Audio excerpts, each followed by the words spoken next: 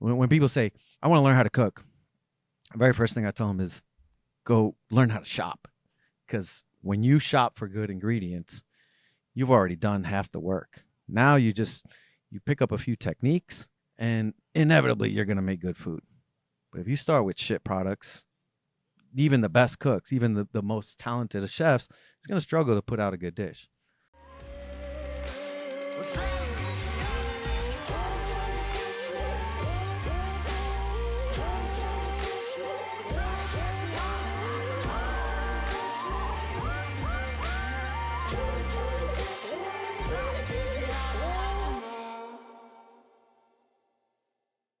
Jose Salazar, welcome to the Necessary Entrepreneur, man. I am happy to be here. We're happy to have you on this cold day. Where else would you want to be? Inside, of course. I'm glad we're not doing this outside. I bet you've been outside on all the current restaurants you're running, but you got some new stuff happening too. There's been some moments out in the cold as you're building things out, I bet. Oh, yeah. Absolutely. You know, the outdoor patios, they always got to get put together right before they're ready for consumers. So, you know, you're out there in March when it's really cold trying to get everything set up. Yeah, of course, man. You know, you like we were talking just now before we got started. It's like you got to grind, you got to hustle, you got to do whatever you got to do as an entrepreneur, as a small business owner. What's that mean to a guy like so we're here since we're in Northern Kentucky today, but Cincinnati's right out the window. And I grew up in the country when it was a one stoplight town in Hebron, Kentucky. Mm-hmm. And so I went away for a while, traveled 43 states, been around the world a little bit, Portugal and England and some places, ran over to Morocco and Tangier, touched on that. It was pretty cool for a day or two. Great, yeah. But this place is home. Mm-hmm. But you're a guy that you've had multiple homes, man. I have, yeah. Usually for long extended periods of time. I haven't popped around that much. So I've had several homes, but you know, Born in Columbia. Grew up in Queens, New York. Grew up in the restaurant business in New York. Grew up in the restaurant business, right? Right, and then came here. So how does a guy like you process? Cincinnati's home now, I'm assuming. Yeah, and I love it. Yeah, been here 16 years, you said. 16 years. Mm-hmm. I look at you, and I think every person that meets somebody like you, it's like born in another country, came from the big city in this country, and ends up here. How does that guy see our hometown that's now your hometown? What do you think about this place? How does your cultural brain see this city? Well, I appreciate it, honestly, because I was just back in New York a few weeks ago. And you know, people always ask, like, do you miss New York? And of course, there's certain things I miss about it. But, you know, the amount of time it takes to get everywhere, the cost of everything, the grind, you know. I was only there for a week. I was there last year. I was ready to come back home after like 5 or 6 days. You know, I love to visit it. I don't think I ever want to live there again. So I appreciate Cincinnati for being, I think, just the right size. You know, we have a lot of the same amenities, the culture, the good. We got a great restaurant scene. Yep. All the sports teams, that's what somebody is. International airport, really close. Right. So, you know, you got everything. You don't have it in this at the same scale. You know, you can't just go down the street and find, you know, 10 of these, but you can find a couple. And there's, generally speaking, just the same level of quality when it comes to museums and the architecture and food, the food and green space. I mean, that's something I appreciate. You know, I go back to New York and I'm like, man, I miss, you know, the parks and the, you know, so yeah, there's, and everywhere you live, right, there's a give and take. There's going to be things that you love. There's going to be some things you don't, but by and large, this is where I want to be. Do you think it's harder to succeed here if we have one or two of the things instead of the 10 versus in New York or in LA or Chicago or Miami? You know, that's also another kind of difficult question to answer, because you have tourism, which really, you know, can drive a lot of traffic to a place. So you can, in some ways, be mediocre in a big city because people are going to come and maybe they visit you once. And if they have a bad experience, so, you know, in a way, you can get away with not caring. So I think actually we're fortunate in Cincinnati that operators have to care a little more because of that. They can't. They have to rely on word of mouth, and it's a small city, and word spreads fast. So if you're good, people will find out. If you're bad, people are going to find out. And in fact, the bad news spreads even quicker. But think of like my mother, where I was in New York. My mother lives a block away from Restaurant Row, off of Times Square. I was staying with her, and there's 50 restaurants on every block, literally, and they probably feed a different client every single night. They rarely have repeat customers because it's people who are visiting the city. And so if they're mediocre, they're okay. We can't get away with being mediocre. Yeah, you need loyal repeat customers. Mm-hmm. That probably feels special when you develop that, though. It's phenomenal. I mean, that's I wouldn't be content operating one of those restaurants on Restaurant Row in Manhattan, because I like making someone happy. I like seeing the smile on their face. That's a big part of why I do what I do. Why in the heck did you get into the chef business, man? That's the big question, but why did you? Yeah, it's kind of an accident. I started out as a bartender and a waiter, just as a way to pay the bills. It was decent money. It didn't need a ton of experience to get into that game. So my mother got me a job with a friend of hers who owned a restaurant called 8½, named after the Fellini movie, Federico Fellini. It's an Italian kind of family style, nicer, but they serve big platters, family style. It's a really fun concept, and so I did that for a couple years and found myself just gravitating towards the kitchen. There was, the days that they were making the bread, I would go in there and I'd peek and I'd say, "Oh, can you teach me how to do that?" And little by little, I found myself more and more engrossed in what was happening in the kitchen. So I think just through osmosis, I got trapped into it. And then, next thing you know, I'm getting in trouble because I'm in the kitchen more than I am in the dining room. The owner's yelling at me. And if you were good enough, the chef kind of wins. Does the chef win? Usually, probably. I think that's the reputation from the outside. I mean, that's a reputation. I don't know that they necessarily win, but chefs maybe tend to be a little bit more boisterous. So it's easier to let them get their way, make their presence known a little more sometimes. So what's it like to be both sometimes?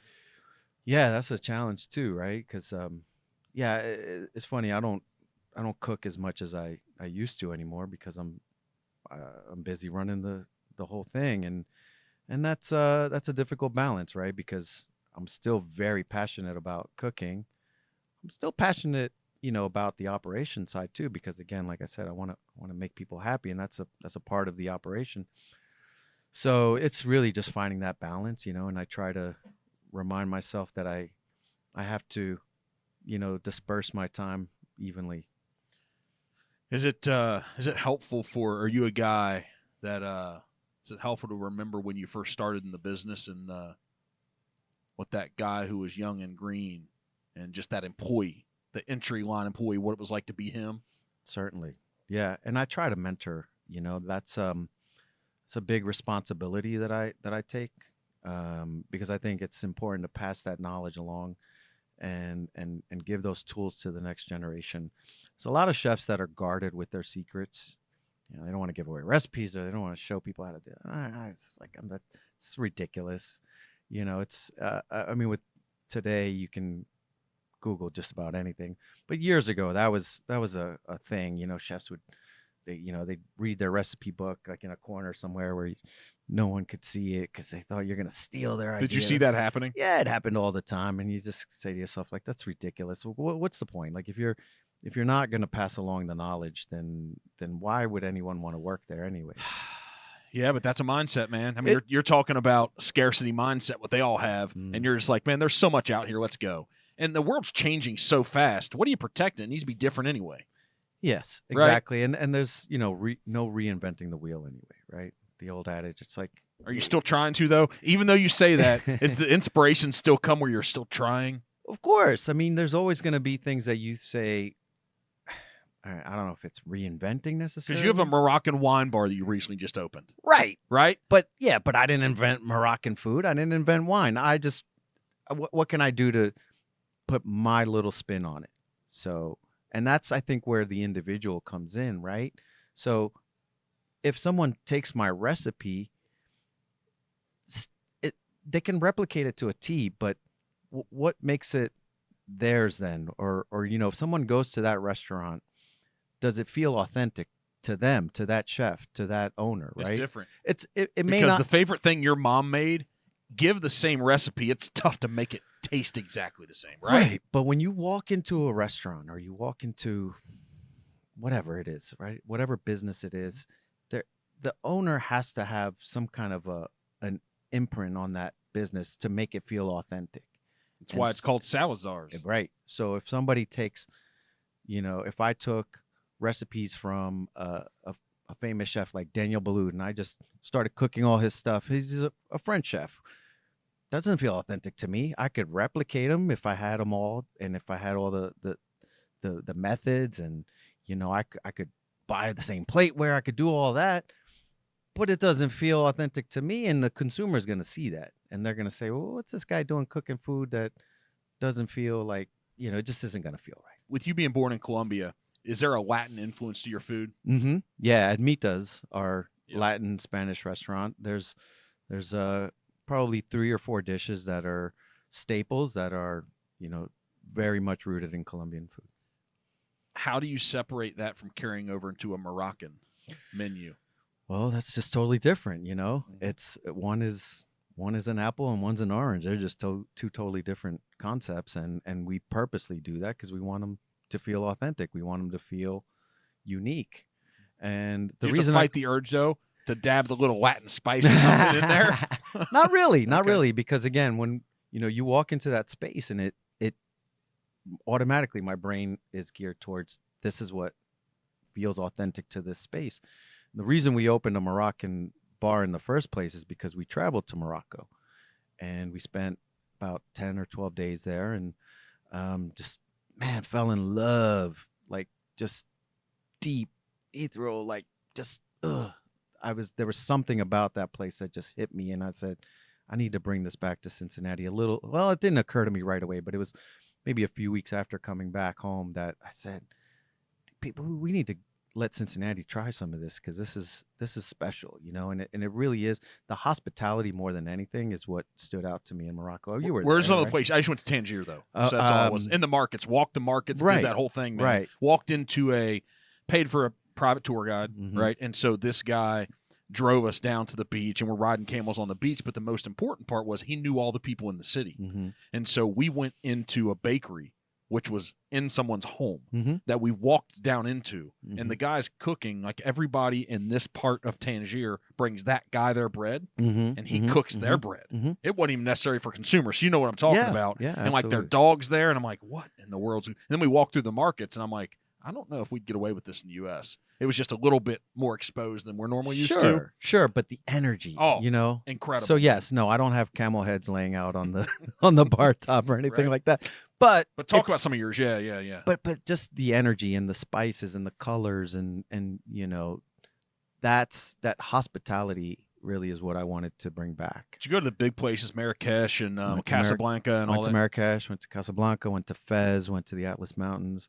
So I got to see quite a bit, and the common thread again was that hospitality, the way people made you feel, and that at its core is really what I think the restaurant business is about. It's about making people feel welcome, and we try to bring a little bit of that flavor. It's a wild time. As you walked in here, it's like, man, here in Cincy too. Is the same thing happening around the country that is happening right now, where restaurants are really struggling? It is. It's a common thing everywhere, and in particular, the big cities struggle even more because operational costs are even higher. So if we think we're experiencing it here, it's a really tough time for everybody in the industry.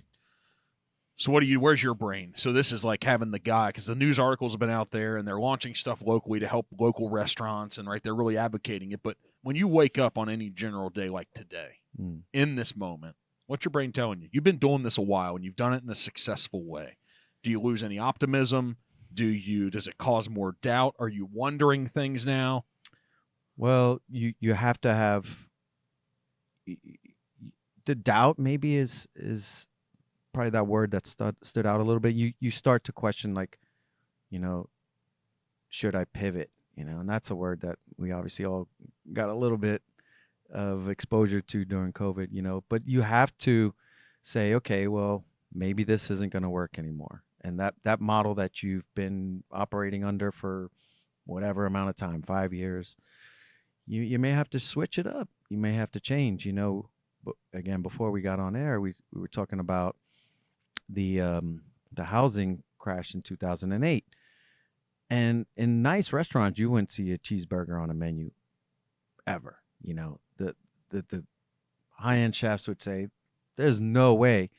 And then as soon as that happened, you start seeing burgers and more casual food making its way onto menus that normally you wouldn't see. And that's again a pivot. It's something that you got to do what you got to do to make things work out. Is that hard to do at times when you're really passionate and you're all in? It has to be, right? It really is. Yes. That's something that we all grapple with. It's like there's things that you want to do and then there's things you have to do. But at the end of the day, it's a business. And at the end of the day, the consumer really is the one that is going to dictate. They're going to tell you what they want and they don't want.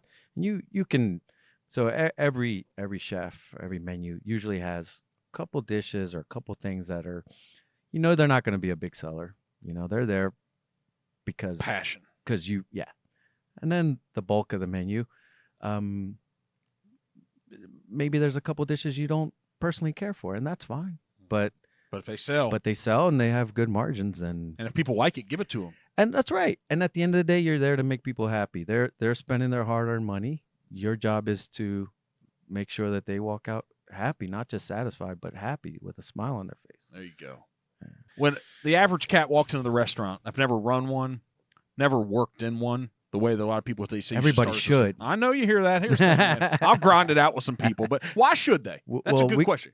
Well, because you know, there's a lot of the interaction with the customer, I think, is really important to learn how to, you know, if you're young, especially, and maybe you're timid or you're just kind of, just young. And I think it's a really good way to learn to communicate. Right.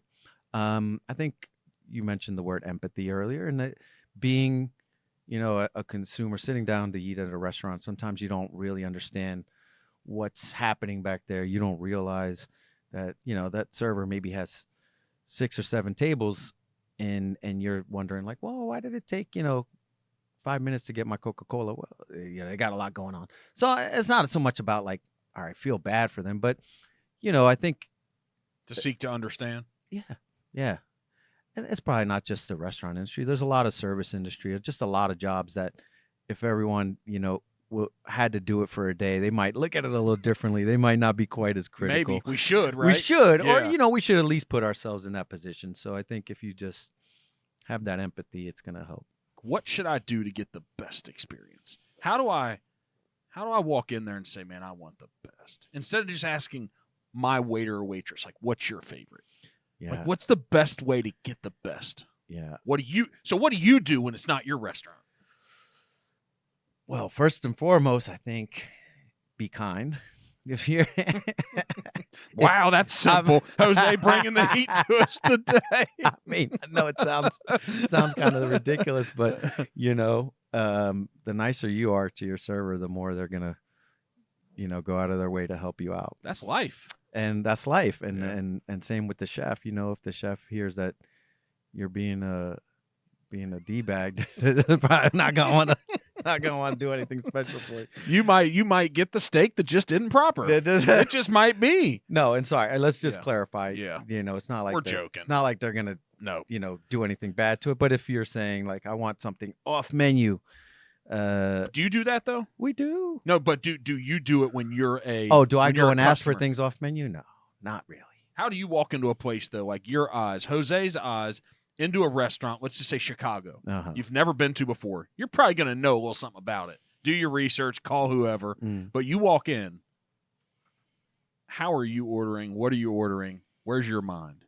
Man, see, that's also subjective, right? It's like, what do you like? I think here's the thing. Most servers, they don't love that question of what's your favorite thing? They don't. Or What Is drink? it good? Like I'll look at something like, is it good? What are they gonna say? What drink should I have? Yeah. I mean, here's the thing. You got a menu with 30 items, and you go to the server. What should I have today? What's good? And if it's a good restaurant, every dish, or let's just say even a restaurant that maybe has 9 out of 10 dishes are great, right? Yep. My hope is that 100% of the dishes are great in my menu or on my menu, and that the server feels comfortable recommending any one of them. But how about what are you in the mood for? Are you in the mood for fish, chicken, steak? What? Give me something to work with, right? That's an elite server, though. That's an elite level of a server. Right. I mean, that is. But you as the consumer, Yeah. you can also say, hey, I think I'm in the mood for steak. There's 4 different steaks on the menu. Which one do you think is the best? That helps a lot, right? And then the server maybe says, you like a leaner steak? You like something with a little bit more fat on it? The ribeye is great, but it's a little bit fattier, And me personally, that's when maybe they'd say, I like that. But, I don't know. That's up to you. And if you like the leaner cuts, well, we have, this skirt steak. Beautiful. It comes from such and such place. A good server should be able to do that. Knows the menu, really knows the menu. what it is, how to engage, how to suggest based on the person they're talking to. Right. Yeah. Right. So you got to read your customer. Yeah. But the customer has to give you a little something to go off of, right? Because you it's like walking into a department store to buy clothes, and you just say, "What's the best shirt you got in here?" The guy's gonna look at you like, "Well, what is the best? What, you want long sleeve? You want short sleeve? What color do you want?" Is it good to say what's the most popular? You think that's a way to get a decent experience in a restaurant? It is for sure, yeah. Because I mean, generally, that most popular dish is a crowd pleaser. It's something that most everybody enjoys. It's it's the chicken, it's the fried item, maybe it's something that is a crowd pleaser, right? But again, I think so much about food is subjective.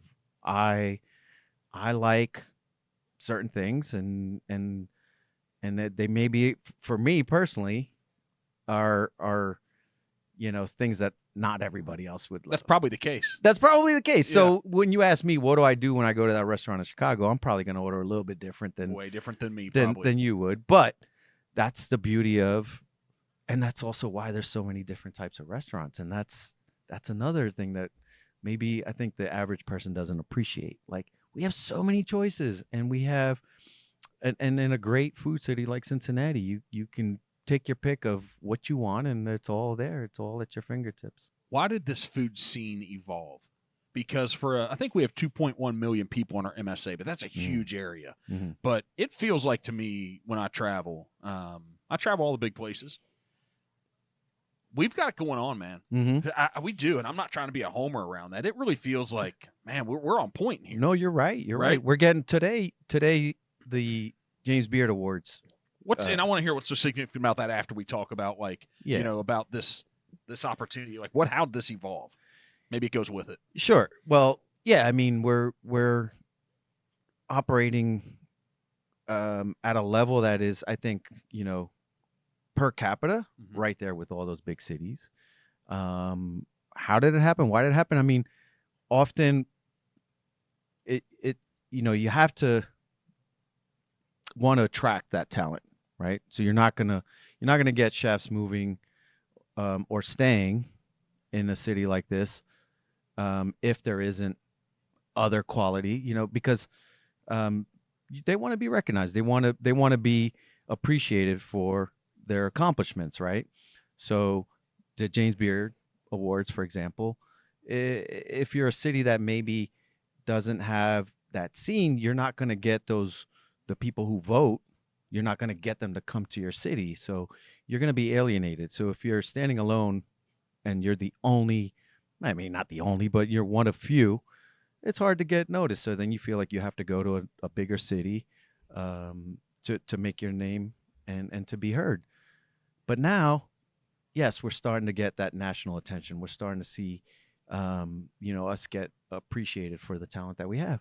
And I think one of the things that I don't like about Cincinnati is we're too humble. We don't kind of speak up enough. Hence the tattoos. Ain't nothing humble coming from Jose. He's like, I'm showing the world. You know what I mean? You It's think like, you got to tell people. I mean, I am a humble guy, but sometimes it's like we don't.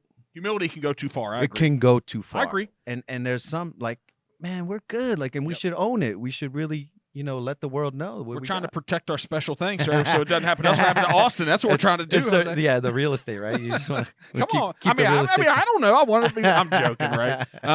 No, I think that. But every time that I bring people to town a lot that I have business relationships with from Dallas, and they'll come from New York, and I take them to different restaurants, and it's very, very often they're like, "Wow, man." Mm-hmm. Yeah, no, we get that all the time. Like Cincinnati? Like, what? Yeah. What's going on? Yeah, and just that experience of food and how well that it's whether.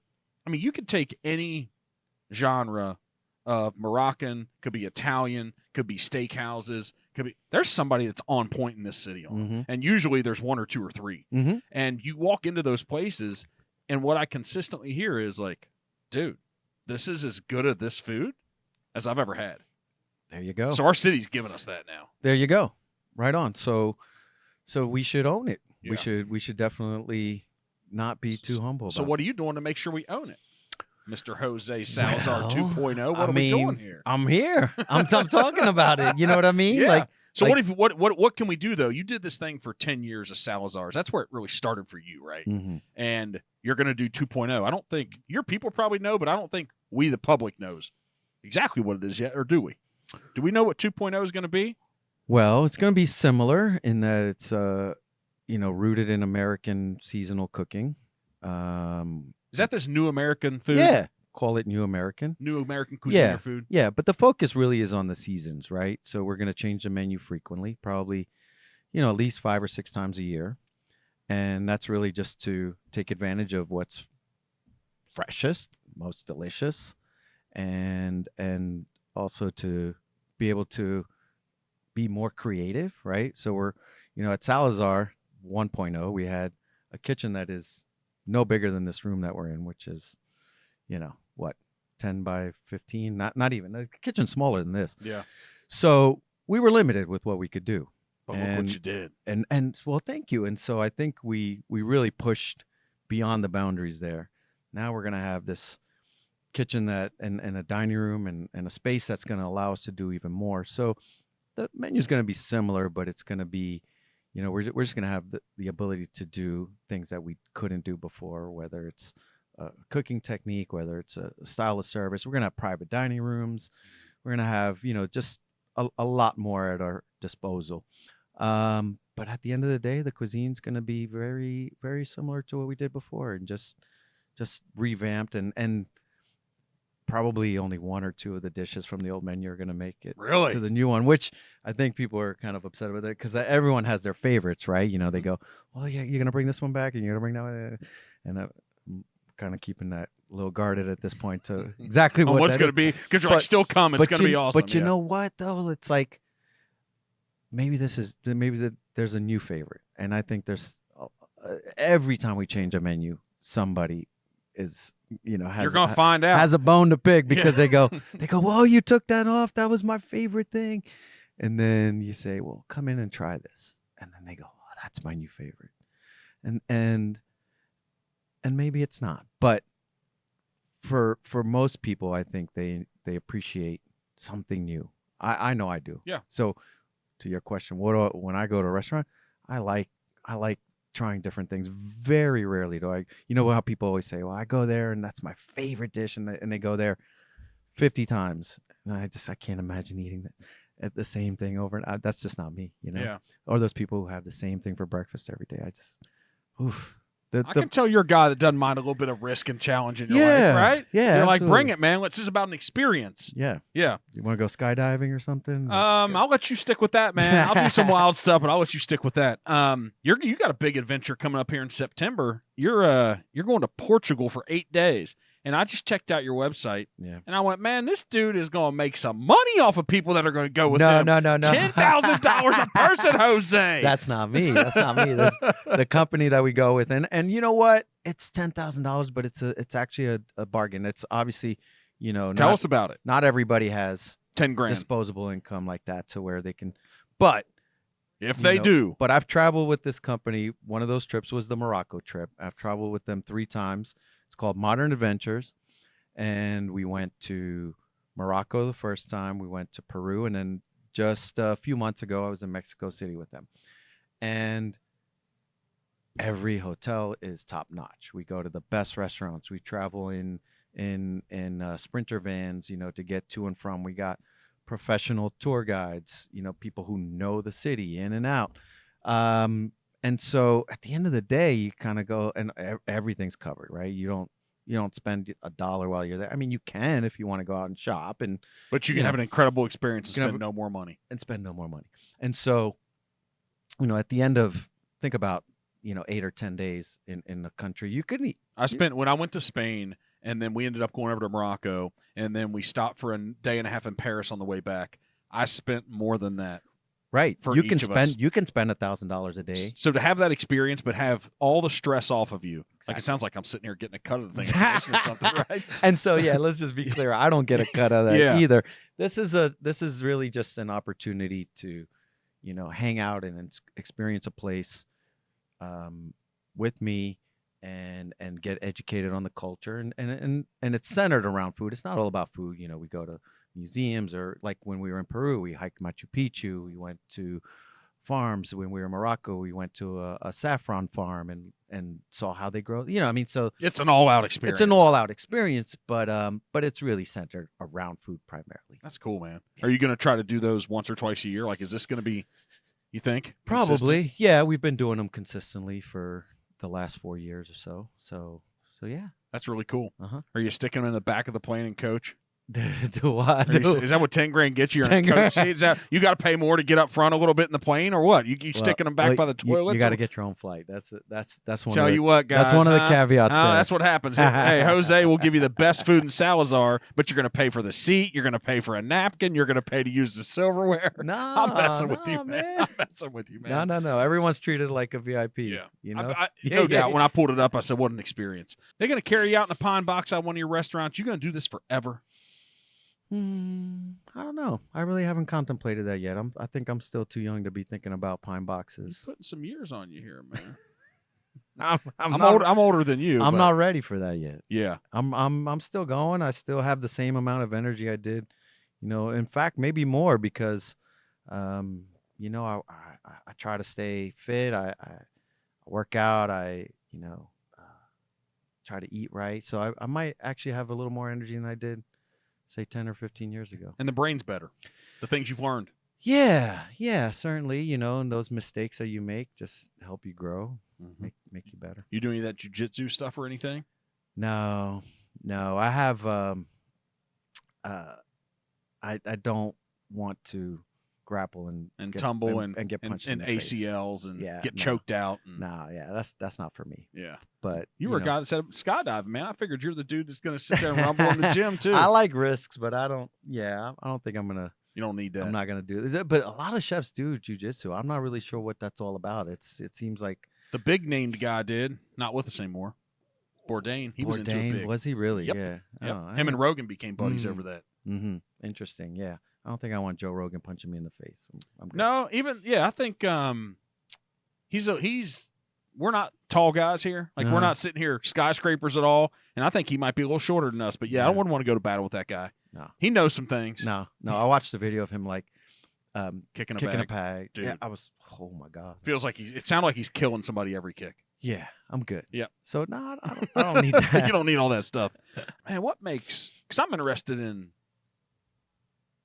doing everything in an excellent way in my life. I learn by failure, so it never starts out that way. It's always my goal is to be the most excellent and the best form of myself every single day. What I do, and so that's if I were to open a restaurant, which I hope not to be one of those guys that thinks just because I know how to make some money that I want to part. That's not my thing. It probably wouldn't last long. There's other better things to make some money. Yeah, right. But if I did, my mind would be on making every part of that experience and operation excellent. Is that simple in your brain? Like when I say that, you know what that means? I know what it means. It's not simple to execute. there's a lot of moving parts in a restaurant. You couldn't even imagine. Like I could rattle off 50 things right now that can go wrong on any given day, and generally at least one of those. Every chef, every restaurateur will tell you when you have that one. There's maybe 5 days a year that nothing goes wrong, meaning nothing breaks, that the toilet doesn't overflow, the freezer doesn't go out. Something, something doesn't go wrong. You all look at each other and you go, oh shit. it's like world coming to an end here. What's happening? Almost you can hear the birds chirping and the violins playing, and you just go to yourself, man, that was crazy. Like we had the smoothest day today. So you have to be prepared for something that go wrong every day. And you just sort of get used to that. That other term that came up with COVID is the new normal. The new normal is something's going to happen every day, and you just got to roll with the punches. But so how do you try to make it excellent? But you try to mitigate the most you can, right? So you put the right people in the right position. You account for, if such and such doesn't show up, what do we do? Or you sort of have like all these little backup plans for things. What happens if you run out of the main ingredient from the dish that's going to sell a ton tonight? Yeah, so then you think to yourself, like, where can I run to Jungle Gyms? Who, whatever. Who do I know at Family Market? Even though they're not open, who can get us in the back freezer? Something, right? Something, and that's just, and sometimes you don't even so you don't mitigate, but you have to be quick on your feet. Problem solving. You got to be able to problem solve. So much of what we do is, a la minute, saying, okay, now we're going to do this and this and this and this and this. And if you panic, if you freeze, then you're fucked. Game's over. That's it. Sorry, did I? No, because now that you did, doors are open. Floodgates are open now. Let's have a go, man. Yeah, Here we go. Yeah, it's really about just not panicking and just keeping a level head, and that's hard to do when things are going wrong left and right. Full restaurant. You got maybe this guy's complaining. Maybe like I said, the toilet overflows. Maybe the dishwasher breaks or whatever. Maybe the gas went off. Maybe. So it happens, man. Yeah. It happens. I worked at real quick the Palace Hotel, Cincinnati, or the Cincinnati Hotel, the Palace Restaurant, when I first came to town, and there was one day where the exhaust hood stopped working, and so the kitchen just smoke. It was smoky for one, but that wasn't even the worst. It just progressively got hotter and hotter and hotter because that sucks the smoke, but it also sucks out the heat. And we were just like, we all looked at each other. We said, let's go. Like, we're just going to power through. And we all like rolling up our sleeves, and we're just sweating. We're tying kitchen towels around our heads. We just look like a bunch of Rambos, just going from the streets of Queens. And we were going at it, man. And then all of a sudden the sprinkler caps just all started popping off, like pop, pop, pop, pop, pop, pop, pop.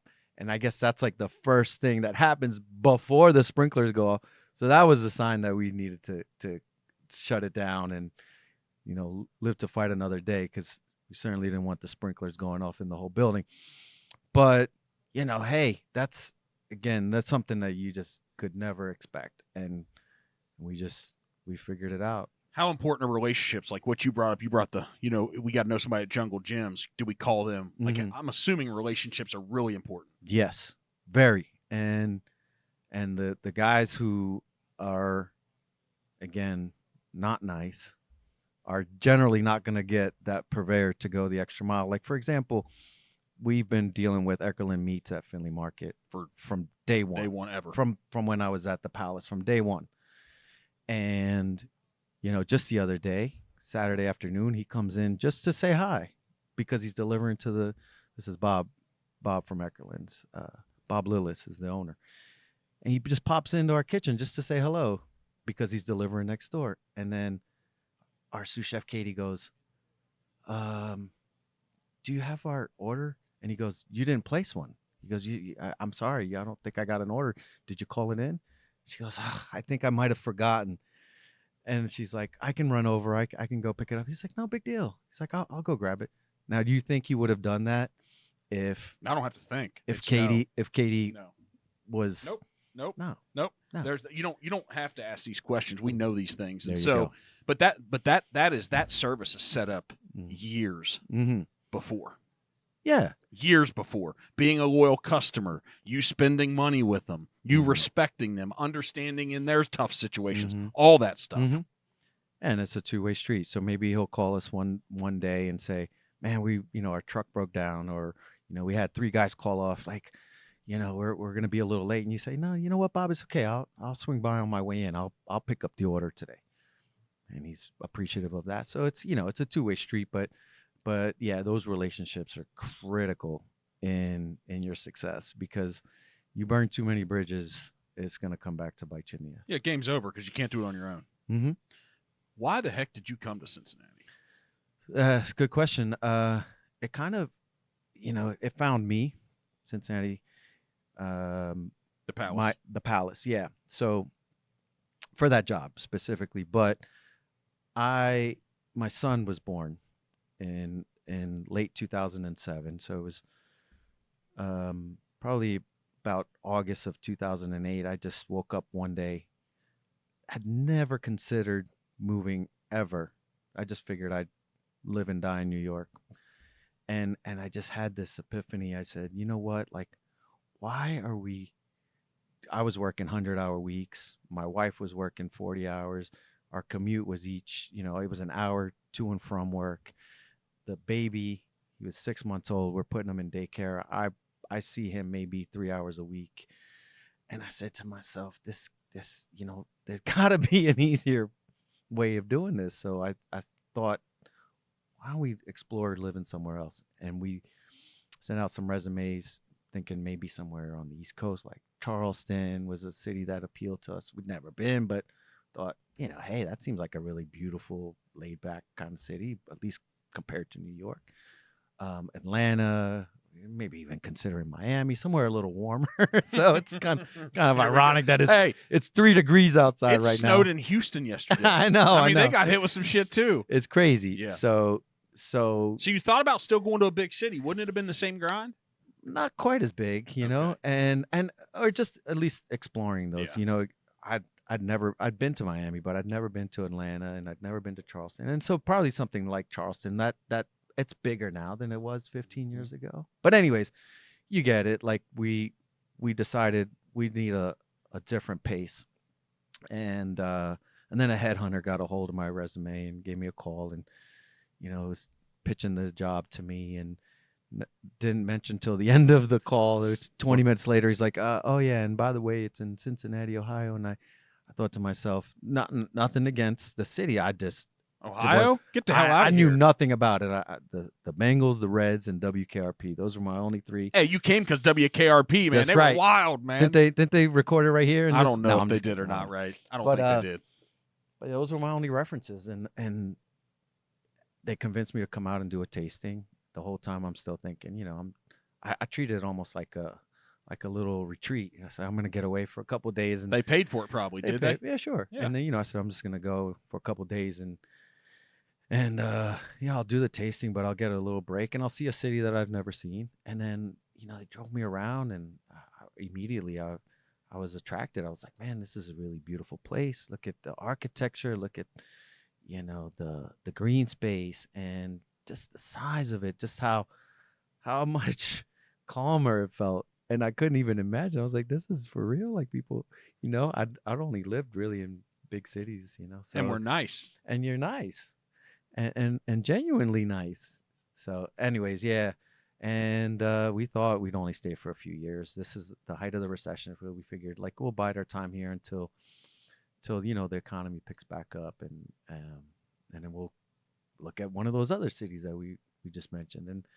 And by the 3 or 4 year mark, it was like, man, this place is pretty good. Like, I think we could actually stay here. And that's when we started, building Salazar. Is that the first time that you've been an entrepreneur? Was it in your family at all? It was not, and it was really scary. I knew just how difficult it was. I had opened restaurants for other people, many of them. I'd probably had 10 or 12 under my belt that I'd been a part of, and and then of course, being in the business for so long, you just know the rate of success is not great. So I was terrified. I was not really sure if that's what I wanted to do. But you get to a certain point where the risk to reward kind of just becomes like you just say, "What the hell? I'm just gonna take the plunge," because I was at a point where I really needed to express my own stuff. I needed to do my own thing. The creative part of me just handcuffs had to come off. Basically. Were you ready? Like when you opened it? See, no one is. I thought you knew, didn't you? No, I knew I didn't know a lot, but I didn't know to what degree. See, what's crazy is everything you had learned, though, being in the business, still wasn't enough to run the thing. It was like getting kicked by Joe Rogan in the neck, basically, because I had no idea just the business side. Like, the first thing everyone asks you when you're opening a restaurant is like, you got the menu worked out? So, man, the menu, that is the last thing I worry about. I've had that worked out for years in my head, playing with it, right? All the financial stuff, which, as you've probably heard from every entrepreneur, if you don't know your numbers, you don't have anything. You got no shot, man. Destined to fail. Yep. And that was something I had to learn really quick. I thought I kind of understood what the numbers were all about. And then realized no. And then making sure that I had a good accountant. I didn't even think like how important an accountant is. I was like, well, yeah, I mean, they do your taxes. No, man, they're advisors. They're somebody that is, critical to the success of your business. So we're fortunate we got Burke Accountants. So shout out to them. See, here he goes exposing it. Everybody's going to run and talk to him, and he's not going to have any more time for Jose. I hope not. Don't buy all the meat up at Eckerlin's and don't monopolize Jake Burke's time. We need him. Hey, thanks for tuning in. If you like these types of conversations, be sure to follow The Necessary Entrepreneur on your favorite platform so you never miss out on future content. Go back to the toughest time after you opened the restaurant. The most difficult time when you almost quit. Was there one? I don't think so. I don't. Yeah, it's just not in my DNA necessarily to quit. I mean, when, I've closed a restaurant at this point now. I closed Goose Elder last year. And so there's a time where you have to hang it up. But as far as like quit altogether, probably in part because I don't know what else I would do. I don't really have a lot of other, career paths that I could take. Could you work for anybody else now? I mean, I could if I had to, for sure. Because a lot of people say no, but no, I could. Yeah. I mean, listen, man, if it'd be easy. Whatever. If I got to pay the bills, I'm gonna do whatever I got to do. If I got to dig ditches, if I got to pump, nobody pumps gas anymore. But we pump our own, like I did at 2:30 this morning at -3 degrees. There you go. You know what I mean? Like I do whatever job I got to do to feed my family. But do I want to just give in and give up? No, man. I'm gonna fight. I'm gonna do what I can to make things right. Plus, I like that fight. I like that pressure. I like the grind. It's not for everybody. Where'd that come from? Where'd that grit come from? Probably just growing up poor, and just knowing that you have to fight, I felt a little Spanish coming out in you. Like I hadn't heard it too much, but I'm like, that's a little Queens and hanging out with the Latin folks, man. Right? It kind of came out the side of your mouth. Yeah. I mean, that's just, you grow up poor, you realize that you got to fight for some stuff. And yeah, my mother worked 3 jobs to put herself through college, and single mother. So I think it probably comes from her. Did you learn everything just by default from watching her do it? Or was she verbal and intentional? No, I don't think she was. It was just by watching. She was a lead by example kind of person. That's the best. Mm-hmm. Yeah, because nobody wants to be like told nope all the time what to do. Because we're not going to listen. We don't listen. Especially as when you're kids, young. right? We don't listen. No. The more somebody tells you to do something, the more you're going to. And we're still that way. Do the complete opposite. We're still that way, somewhat. We got to go out and prove it wrong or something. You've been talking to my wife? You know what? Every wife feels this way, man. The conversation that probably just happened before you came here, you're like, man, I got to get to this podcast. I got to be there. I'm done with this conversation for the day. See? That's what was going on. So what about having a 16-year-old son? He just turned 17. Yeah, man, he's great, actually. It's funny because I just found a picture. Somebody sent me, one of my friends on Instagram sent me a picture of me in high school, probably right around the same age as him, and it got me thinking how bad a kid I was, how much I, didn't listen to my mother, and how bad my grades were. Man, my kid is great. He's a straight A student. He's super respectful. He works hard. He works at the restaurant. He was, in the summer he was doing 3 or 4 shifts a week. Now he's just down to 1, but man, I'm so fortunate. He is, compared to me at that age, he's a gem. I mean, this is what the world's supposed to be. It's supposed to be helping the next generation level up all the time. That's what it's supposed to be. Yeah, and he mentioned the other day to me, says, Dad, he goes, I just want to let you know, he goes, I appreciate how hard you work. He said, because I see you at the restaurant doing all this stuff, and he goes, and then you come home and then you're on the computer, and he goes, and then you go out and you do stuff for the house, and he's like, and sometimes it just seems like you're going all day long. And I said, I am, but I said, I do it for your benefit. I do it because I want you to have a better life. So and what I mean, listen, if he ends up, I want him to do whatever makes him happy, but working in a restaurant, owning a restaurant, whatever, it's long hours. You're gonna work weekends. You're gonna work holidays. You're gonna, but to have a great life, you're gonna do that somewhere, right? And so I don't mind it, and he doesn't mind it for that matter. He's expressed to me many times. He's like, I get it. I get that you do what makes you happy,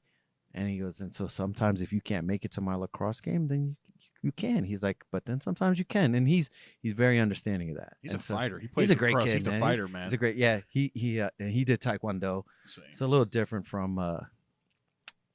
You were just in the streets with like clubs and baseball bats. No, man, for real. It's that's what I'm saying.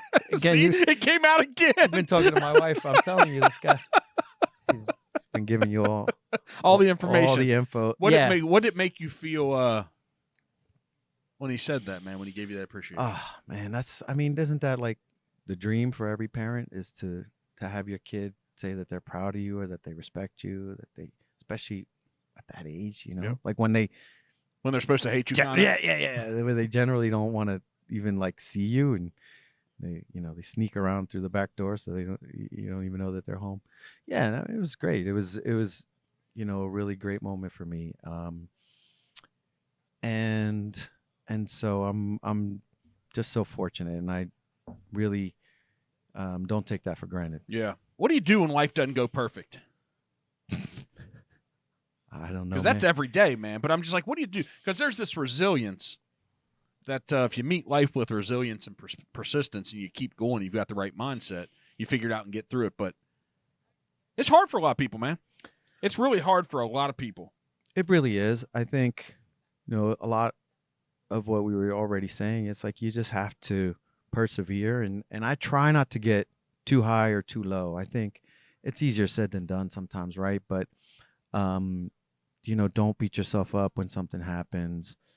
And tomorrow's a new day. I know all those sound like cliches, but the reality is, if you harp on, and I'm somebody that, had to learn that a little bit later in life. I used to get really frustrated and lash out. Perfectionist for everything. Yes. And I've realized that you can't, and also being in a leadership role, like if it's just you, that's one thing. But when you're like that, when you're so wound up, man, that just, if everyone else is going to feed off that negative energy. It can be the same way. And so it can only exist for so long. Yeah. And something work out. And, now I realize that you're going to get way more out of people. So it's not even an intentional thing. It just happened. I think it's just maturity, right? Comes with age. But man, it's such a better feeling. And then, there's a domino effect, right? Because if you're tough and you're riding people all the time, then they're going to lash out at you. They're going to reciprocate that energy. And then it just escalates, right? That's going to carry over to the customers too. Exactly. In every experience. Exactly. Yeah, man. And so it's a lose-lose situation when you're when you can't just let things slide. And it doesn't mean it's not. Yeah, I mean, shit ain't gonna go perfect. Sometimes you're not gonna be the elite human.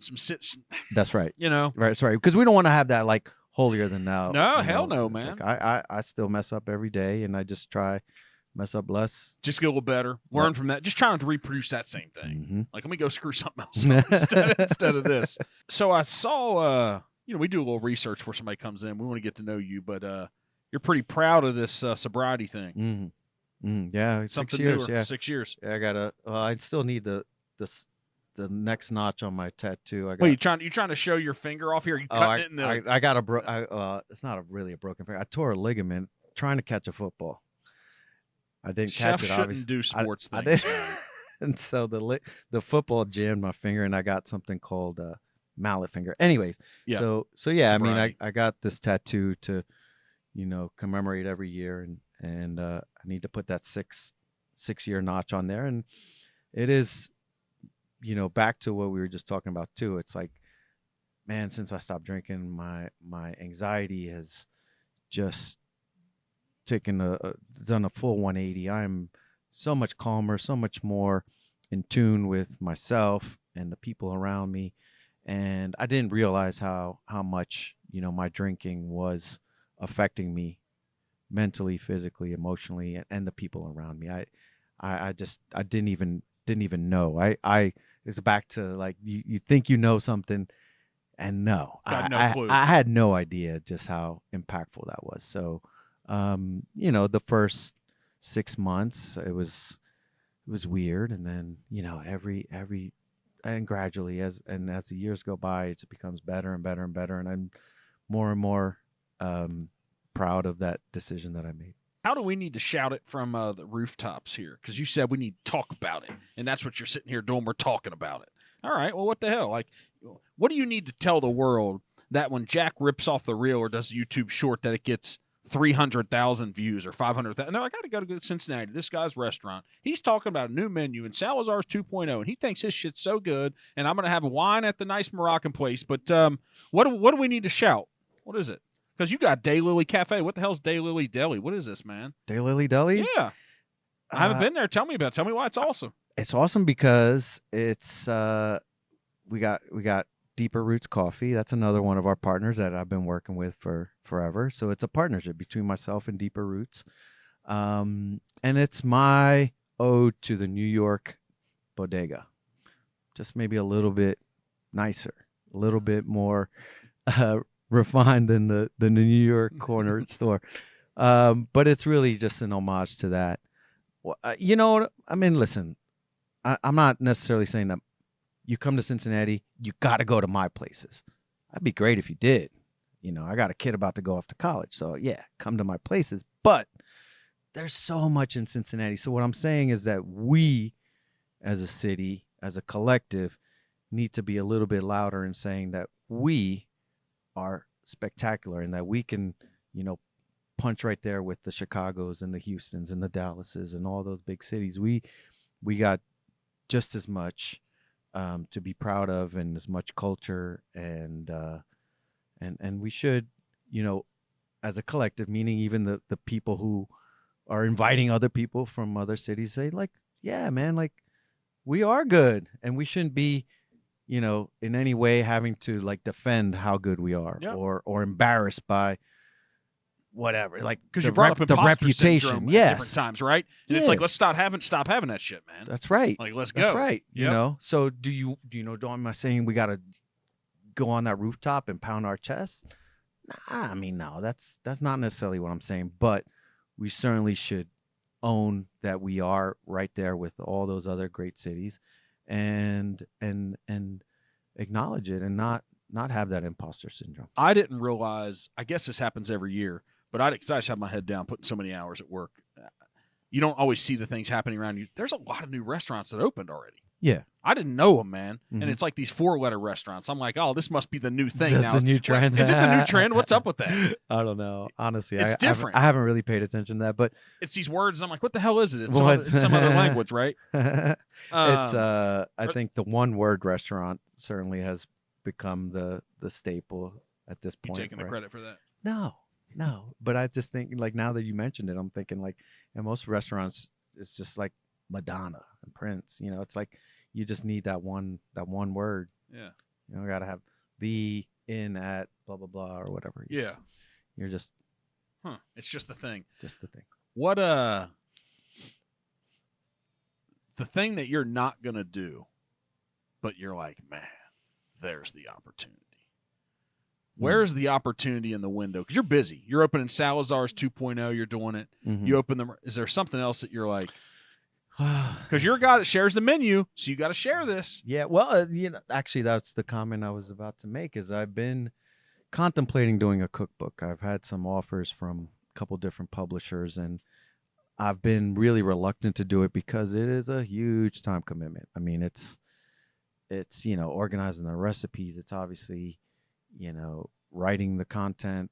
It's a lot. It's a lot. And then probably, hundreds of hours of meetings and back and forth and this and that. And everyone I know that's ever done it, just tells you like, oh, it's a process. It's grueling. Even if you have the best publisher, the best editor, the best photographers, whatever. I mean, it's a real labor of love, and it doesn't necessarily make you any money. You may actually lose money. But it might reinforce. It might reinforce everything you're doing. Maybe it does. Yeah. Right? Maybe. It aside from maybe that you don't make a bunch of money off you better of be it. passionate about sharing with the world. I guess that would be the only reason, I guess. Yeah. So I'm cookbook. Thinking about it. I'm not really sure. Like there's a guy recently here that opened an Italian restaurant in northern Kentucky, and he's crushing it. It's doing great. Mm-hmm. And somebody opened an Italian one like a year before that.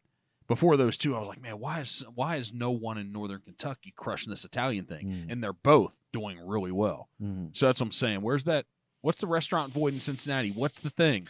We got enough steakhouses. We've got, we've got some Italian now. We can go to Scotty's. We can go to Peppadores. We got all these places. Yeah. Right? No, I don't know. Again, it has to feel authentic to me. I've thought about doing a Peruvian concept.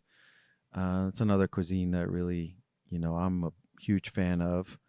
But it may be a little too much. I was going to say the numbers work. Well, it may a little too niche. It may be a little too niche, and also we do some Peruvian stuff out of Mitas. So, probably not. So the answer is, I won't probably do that. It's something that I would, I think it feels idealistic, but I don't think I'm going to actually pull the trigger on something like that because it probably just doesn't make sense. Yeah, we don't have that many Latin restaurants. You go to the suburbs, you see them. There was an Argentine bean. We had some different things over the years. Yeah. Are there some? They're in the suburbs. They're usually more casual. You don't really have a lot of nicer. Not fine dining. Not like fine true dining. Fine dining. Yeah. Yeah. And I don't, our place isn't even really, I don't think of it as fine dining. I think of it as nice. You can come there and celebrate something. I think it's about the GOTR location is kind of what, because it was the revamping of the food scene in Cincinnati. When you think about a restaurant that's an OTR, I can think of all. I'm not going to name. I'm like, that's not necessarily fine dining, but you're going to the district. But it's nicer. Yeah, and it is. and you might, go there before a show, or 14th and Republic, something like right. So right. you're gonna maybe dress up a little bit. You're gonna make a night of it.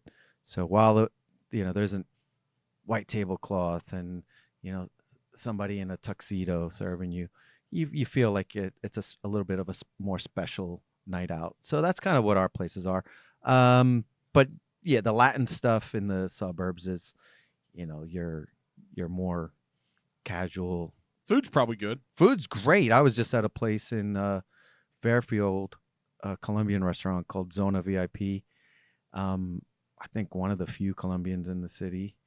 And man, they're great. But I mean, my wife and I, we had so much stuff and our bill was, I don't know, $70 or something like that. You're like, this ain't right, man. This should be like $300. Well, we were commenting on that. Like if this was downtown, your bill would be substantially more. But they probably don't pay that much rent. They're in Fairfield and on a little side street. So but that food had passion, man. If somebody's going to open a Colombia restaurant where there's not a huge following of expatriates from here, it's got to be passion. And it's great, and it's been there for a long time. I don't know exactly how long, but as far as I can remember, and I've been, like I said, here for 16 years. You So. got to know somebody because it's called VIP. No, What the hell? No, I think it's you're good. You're good. Okay. Yeah, Guy just tell like them you me. know me. Okay. All right. That's it. Now we're dropping names. We No, got to this place where it's okay enough. Now everybody knows. Just drop his name. Be like, yeah, man. I just met. Yeah, he's awesome. When's 2.0 going to open? Is it just going to be called Salazar's though? You're just saying it's 2.0. 2.0 for our sake. Yeah, it's man, Summertime? it's a little delayed, so we're thinking probably late summer at this point.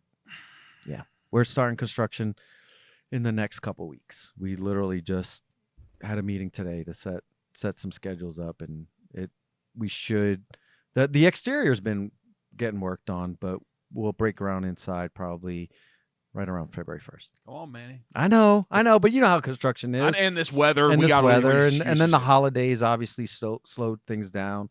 Nobody works. Man, that's not in your heart, though. Your heart's make stuff happen. I mean, it's got that it's taking longer. It's driving you a little crazy. A little bit, but you know, when you do it a few times, you learn that it's just part of the process. The first go around, I was heated when things got delayed, but then you just realize like it is what it is. You manage the process. You just gotta go with the flow, and and sometimes you gotta put a little pressure on somebody, or ask the right questions. Pressure isn't the right way to put it, but urgency. You got to say, hey, let's figure this out. Basically, let's all get around the table and figure out what is causing these delays and figure them out. Yeah, we're not taking like a siesta in the middle of the day like Europeans do. You're not going home for 3 hours, folks. Let's work through this. Not here. Not in the good old US of A. We don't slack like that. Wow, if you're European, you're not coming to his restaurants. No, I'm just jealous. I think I'm just bitter. It's 3 degrees outside, and I don't get a siesta, so I'm just bitter. I'm not mad at the Europeans for it. What's great about the Latin culture, man? For somebody that isn't plugged in, that doesn't know any part of it, what is it? Because I'm wondering, like, am I gonna walk into Salazar's 2.0, and is it gonna be like, are we playing mariachi? Are we dancing to salsa? Like, what's going on here, man? Yeah, well, Mita's. I think you're maybe confusing Mita's our Latin concept with Salazar. So Salazar again is gonna just pretty much is what it was. No, they're 2 different places. So Salazar was on 14th and Republic. Yep. We closed that. Yep. Turned it into Safi, the wine bar, the Moroccan wine bar. Yep. Mita's is across the street from where the new Salazar is going to be. So Salazar's in the old Saks Fifth Avenue building. Mm-hmm. Mita's is on 5th and Race, literally across the street. So you got the Hilton, you got what was Saks Fifth Avenue, you got Mita's, and on the other corner it used to be Macy's, and now it's a new bar. There's a place called Davidson's there or something. Davidson's up the block. Yeah. Anyhow.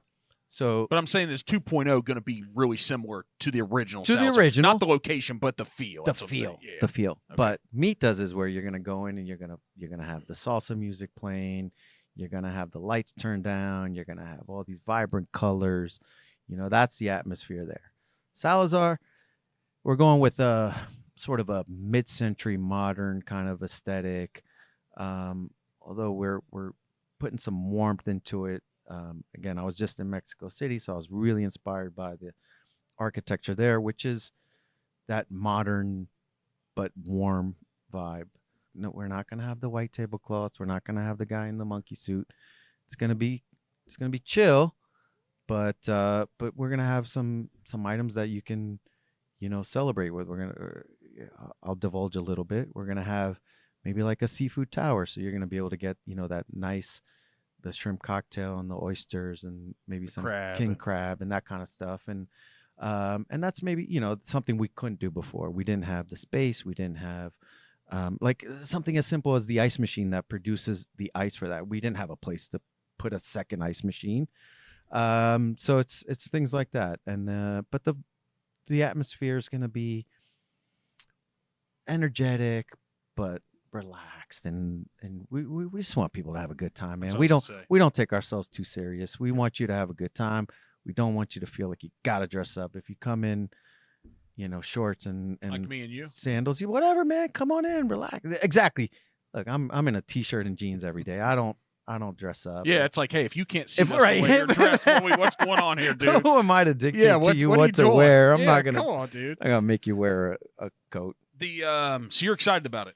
I'm very excited. This is gonna be my dream kitchen. This is really all the bells and all the whistles. We're putting in, the fancy oven. We got, the pasta machine that I've always wanted. This, that, the other. You name it. The fancy ice. Man, everything, even the fancy ice.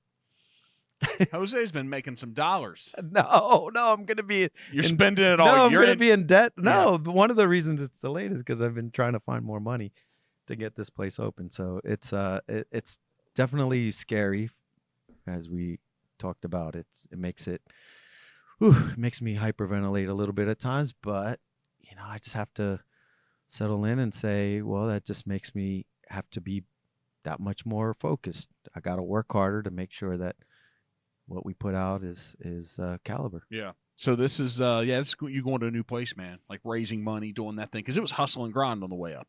I'm sure you've been creative with some stuff, but this is like you're swinging for the fences. Mm-hmm.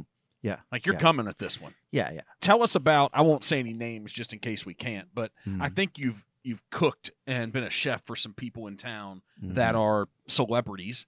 I'm not interested in specific celebrities, but about the experience of doing that. Mm-hmm. Share that. They're people just like us, I honestly, I think celebrities don't really, by and large, want to be treated like celebrities or different. And when they do, they'll go to a place that they're going to get that treatment. But in their everyday interactions with people, they just want to be regular people.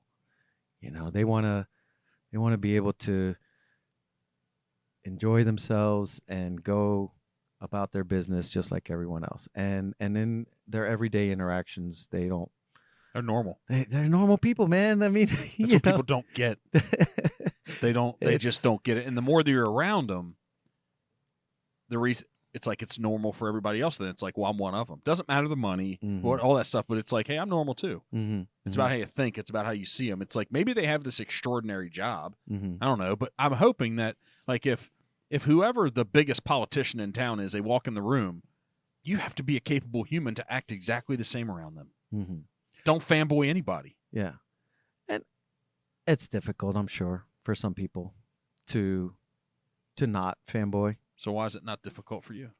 Well, I don't know that it's not difficult. I think I really try to put myself in their position, and I say, would I want to be interrupted at dinner, or would I want, no, and then it's at the end of the day, if you put yourself in someone's shoes, generally that's going to tell you how to act towards them, right? So if we put ourselves in Jose's shoes, you're going to have sore feet. You're going to be on your feet for a long time.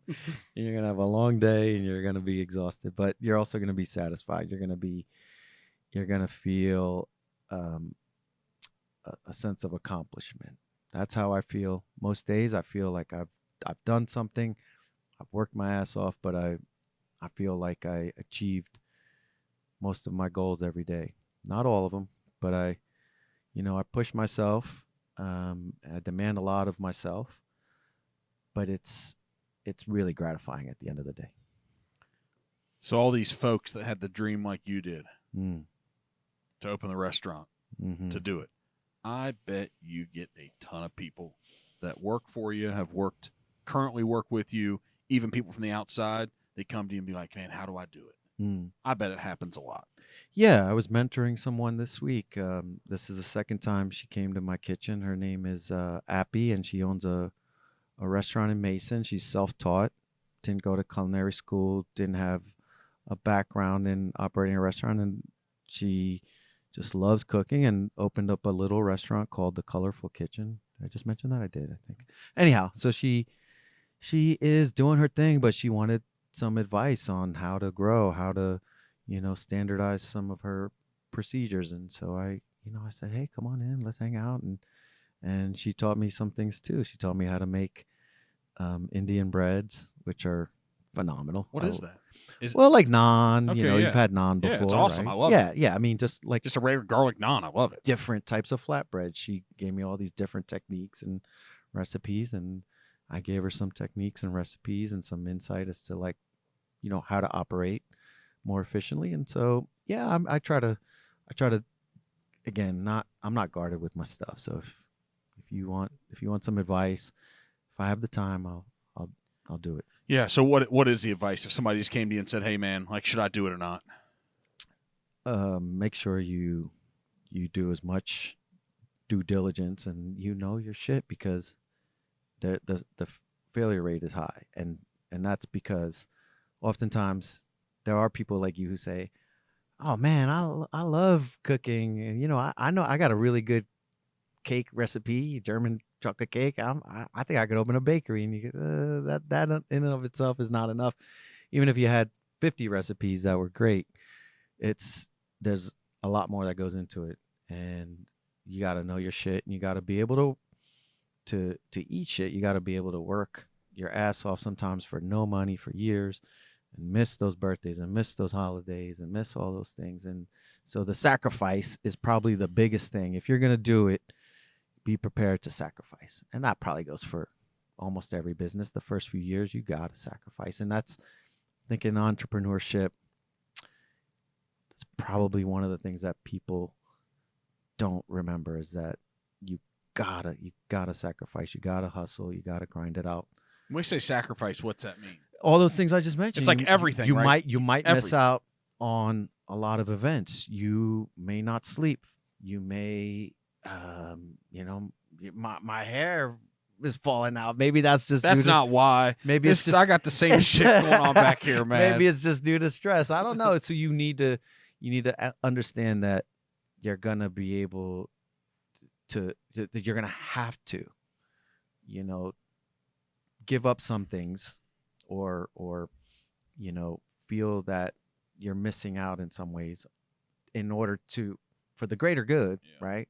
In order to be successful over here, or to, you know, to work towards success. I asked a guy, I'm selling a place called Ludlow Theater, not in Clifton, but the Ludlow Theater in Ludlow, Kentucky, and breweries there, Beard-Nominee Brewery and all that. So I know Paul, and we're selling that for him. And we were sitting there the other night, have massive interest. We're getting close to selling it. It's a great opportunity for some people.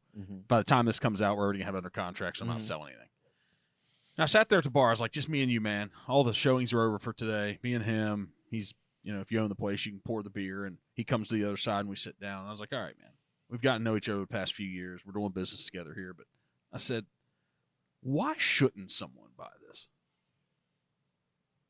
That's a good question. Yeah. And he sat and thought for like 30 seconds, because all of us guys like us, we just want to, like, we believe, we're passionate, we're optimistic, we're all these things. And he looked at me, and every day, month, year of sacrifice came out in his answer. And he looked at me.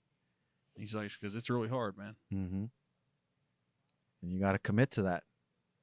It really, the day you sign that lease, you've committed to a ton of work, to a ton of sacrifice. There's a lot of people expecting a lot of things from you. Yeah. And one of the big misconceptions is that when you're the owner, that, you know, suddenly you have all this freedom and all this liberty, and that, and all the money, and that it's often the opposite. You know, there's many weeks where, you know, I made sure that my staff was paid and I didn't collect a paycheck. And then there's some weeks where I can, and I do okay. And you just got to be willing to understand that that's just part of the process. Yeah. And then the final piece I told him, I said, all these events, like he holds events there too, and like the local wrestling showed up and they built their ring and they had 250 people come in. So he sells drinks to all of them and stuff, but they pay their fee. And then he had this pirate, these guys that kind of like a Jimmy Buffett, but they develop pirate songs. And they travel around the country and they host one of them here. There's hundreds of people there for that. And I said, here's what people don't comprehend when they open the business. So whether it's you cooking your favorite dish, whether it's him pouring a beer that he made in his own brewery, You think it's awesome, tastes good and all that. I said, see, when you're running it, unfortunately, you don't get to partake in the fun. Not in the fun the way everybody else thinks about it. You don't get to partake in just the satisfaction of the whole thing. You're building this and doing this so everyone else can. It's a business, and that's one of the other things that often can lead to failure is when people treat restaurants and bars like their living rooms, and they invite all their friends, and they're giving away, yeah, you guys, here's a round on me, and that oftentimes is the recipe for disaster. So don't treat the business as if it's your entertainment venue. It's entertainment for someone else. For you, it's where you make your money. That's your job, and can you blur those lines a little bit? Sure. Right. Like, I'm not saying I never sat down and had a meal in my restaurant, or I never, invited some friends in, or sent a drink over and Yes, took care of this, of right? course. You know Of who course. you have to do that for. Of course, of course. But not to be cool. What you might even make the decision like, this person in this moment, because I know doing this for them, I appreciate them, but I know what's going to happen, right? It may be a business decision. It may just be because you're my buddy. Cool dude. And I say, hey, you know what? I like you, and I want to buy you a drink. But it's, you know when. But again, it's a rare exception. When people get into the restaurant business or the bar business because they think, oh, I'm gonna hang out here. That's you see the dude sitting at the bar drunk every night. You might as well just contact you and put the plates up for sale. That's it. What did we miss? What was on your mind that, hey, we're going to talk about today? This. Yeah. Is there anything? I mean, restaurant industry's tough right now. Yeah. I mean, we kind of started out with that, but there's a lot of closed. It's cyclical. It's, things are going to, have to change for some of us in the sense that we're going to have to adapt to, again, whatever the climate dictates. And I don't want to be too pessimistic. I think that at the end of the day, we're all going to be okay. Well, not all of us. I feel really bad for those that are closing, and it's very, very unfortunate. Again, having closed my own, I know how much emotional, because you invest so much time and energy and money into a project. It's really tough to let it go, and you feel this real sense of loss. It's devastating. But as an industry as a whole, I think we'll be all right. We've been through so much, and if COVID taught us nothing, it taught us that we have to adapt. We have to, rethink the way that we do things. So it's just going to mean that we all have to, take a long look in the mirror. What I want people to know, I think, just go out, support your local stuff, man. If you're 5 minutes from an Applebee's and 5 minutes from your local burger joint, go support your local burger joint. They really need you right now. This is especially, or if the burger joint's 7 minutes away and they're maybe 10% more expensive, chances are you're going to get a better product. It's probably worth that 10% more. And what's an extra 2 minutes? Go out of your way maybe a little bit to, 5 people tonight, 5 people tomorrow night, 10 people next night. That could be the difference in whether a business fails or succeeds this time and during this climate. Might pay the utility bill. And that could literally be the difference between success and failure that month. And if you got a few bad months in a row, it can be devastating, especially with the weather and all these things that bridge closures, all kinds of weird stuff. All those things that are really impacting business for a lot of people. So just maybe consider that, and not just restaurants. Do you go to the mall or do you go to the little shop? Do you go to Findlay Market or do you go to the big big box store? I'd say try to support your small local independents. All the money's staying here, man. That's right. That's the reality. And that's the reality. And then if if I'm gonna then spend my money in the local economy too, so it's a win-win-win-win-win, man. Yeah, there's something to tax revenue, all that stuff. Same thing. Yeah, I think there's something special about also having a restaurant or two that you're just really comfortable at. Mm-hmm. There is something about that, like that local restaurant that you feel like it's a part of you and the people and that's worth a little bit extra. Mm-hmm. I know that is. Yeah, and maybe the Applebee's has somebody there that is going to make you feel that way, potentially. But generally speaking, my argument is the money's staying here. Generally speaking, that burger joint in your neighborhood, the people are going to be more invested in making sure that you feel special, that you feel welcome, and that they develop that rapport with you that makes you want to go back, and it feels like Cheers. It feels like that place that you just know, like as soon as you think about it, you go, man, that place, I'm gonna feels good. Yeah. And I mean, you were really a huge proponent of like local farms and stuff, right? That was still am. Never gonna.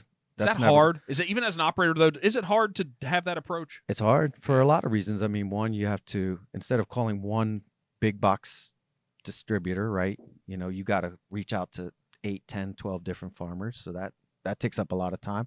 It's generally a little more expensive, but you know, and just looking at it, you know, at first you say, well, it's more expensive. The carrots are, you know, $3.49 a pound versus $3.29 a pound from the big distributor, but those carrots are going to last longer. So, you know, we all know you go to the grocery store, you buy, you know, certain products. You don't need it all. You don't need it all. It ends up in the garbage. So, you know, was it worth saving a penny here or a penny there? And then at the end of the day, we're talking about keeping it in the local economy. I want to support them. They're a vital part of, you know, what makes up a city, I think, or a community. And the last thing is it probably tastes that much better. So, you know, why am I going to sacrifice, you know, my job is to put the best thing on the plate possible and not fuck it up. I want that carrot to be so delicious that I don't feel the need to do a ton of stuff to it to make it delicious. So it makes my job easier in a way. It's harder because I got to source from all these different people. But, you know, starting with great products, when people say, I want to learn how to cook, the very first thing I tell them is go learn how to shop. Because when you shop for good ingredients, you've already done half the work. Now you pick up a few techniques and inevitably you're going to make good food. But if you start with shit products, even the best cooks, even the most talented of chefs, is going to struggle to put out a good dish. So that's my advice. Maybe one day Jose won't treat Northern Kentucky as like his redheaded stepsister. No, why do you say that? Because I don't have a restaurant here? Yeah. No, it's not intentional. It just so happened that, you know, these opportunities came up. If the right opportunity came up in Northern Kentucky, I might take it. So no, there's no step-headed. I can hear that. I can hear the conversation with his wife. Honey, I promise it wasn't just you were the option in front of me. I sought you out. I saw you from cities and miles away. I had a destination to find you. No, every project has been they just happened. We have not sought out anything. For example, Daylily. It's 2 blocks from my house. My lawyer owns the building, and we're walking down the street with our dogs, and he said, "Hey, I just bought this building over here across the street. I'm thinking maybe we put a restaurant in there. What do you think?" And I said, "No, man." I said, "I don't think I'm ready. I don't want another restaurant. Also, I don't know that space really fits a restaurant. So I we left it at that.